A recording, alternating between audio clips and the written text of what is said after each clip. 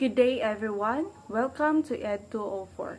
I am Maria Locson from BS Ed Social Studies, a second-year student in North Shatin campus. Now, I am assigned to discuss the learners with chronic illnesses, which is asthma and diabetes, under Unit 3. So, before we start our discussion, here's our objectives. At the end of the lesson, the learners are expected to K. Discuss the learners with chronic illnesses. S. Identify the two chronic illnesses, which is asthma and diabetes. A. List how the teachers can help students with chronic illnesses.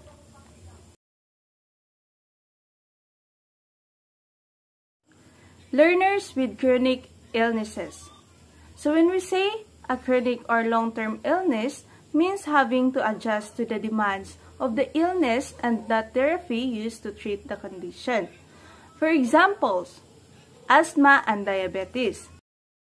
So asthma, it is a condition in which your airways are narrow and swell and may produce extra mucus.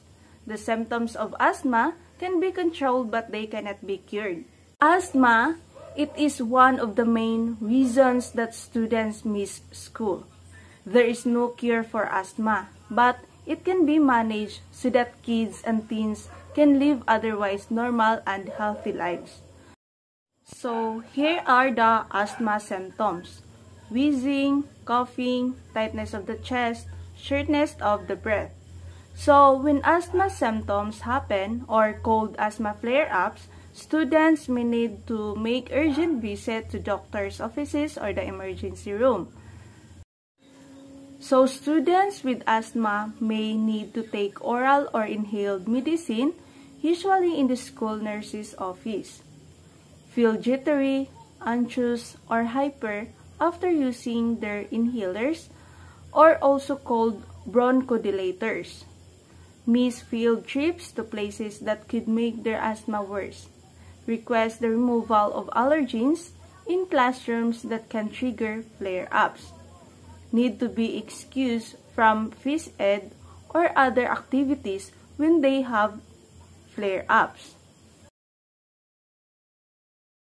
So, what teachers can do? Students with asthma may need special consideration regarding missed instruction, assignments, and testing. When they miss class time due to flare-ups, go to the school nurse's office to take medicine and visit their doctors. So keep in mind that students with asthma can participate in school sports, fests, and other activities.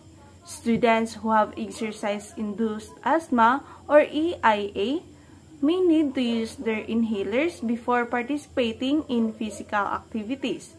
They might have to take other precautions to avoid flare-ups. Check with your students' parents. So make sure your students with asthma have written instructions from their doctor or called an asthma action plan, which tells them how to prevent and manage flare-ups. You should know your students' asthma triggers and let them use their medicine when needed.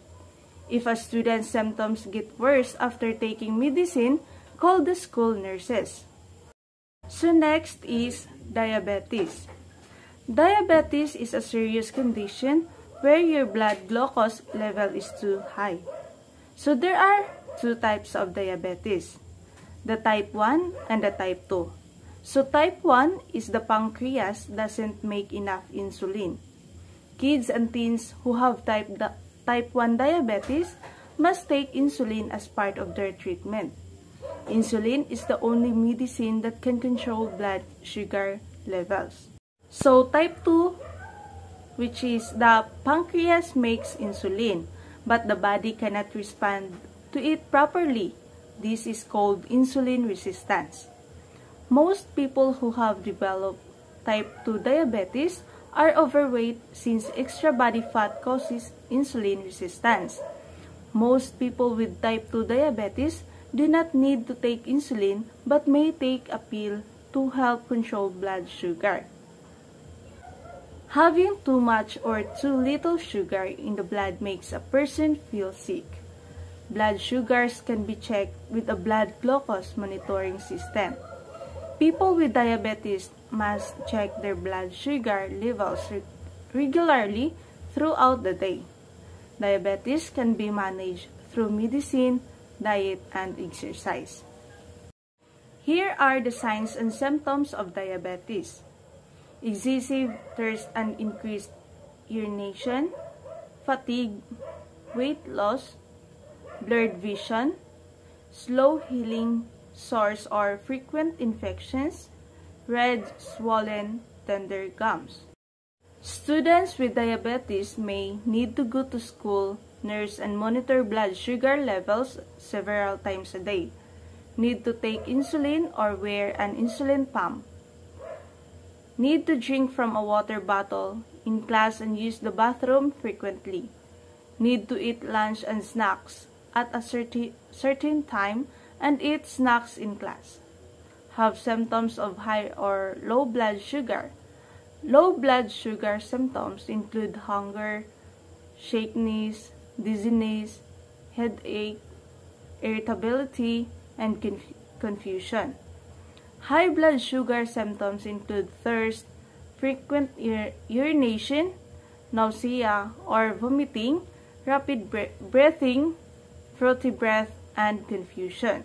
So people with diabetes can exercise and play sports at the same level as anyone else. Regular exercise is an important part of diabetes management.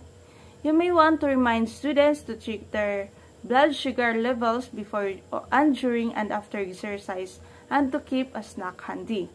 Learn to recognize the symptoms of high and low blood sugar. Keep extra snacks, juices, and emergency supplies in the classroom in case your student starts to have symptoms of low blood sugar. Make sure your students with diabetes have diabetes management plans and be prepared to respond in the event of an emergency by the plan. The effects of chronic illnesses on schooling are difficulty completing work on time or taking part in exams, decreased academic performance, difficulty keeping up relationships with school friends, difficulty getting around the school environment, difficulty participating in some school activities like, for example, physical education or excursions, feeling less confident and less motivated, also possibly affecting self-esteem and body image. Tips on how teachers can help students with chronic illnesses. First is recognize when a student is struggling. Watch for any disconnection between you and your students and look for cues for you to know if something is wrong. Second, seek guidance. If a student is having trouble in classroom because of his or her chronic illness, the teacher needs to connect with the learning support staff at school and talk to the family about their child. Third is look for the triggers. Identify what triggers the student's chronic condition, such as physical aspects of the classroom environment, and make the necessary modifications. And fourth is make exemptions but treat these students like any other students. Consider what can help students with chronic illnesses like need to leave the classroom frequently, but make sure that he or she doesn't feel alienated.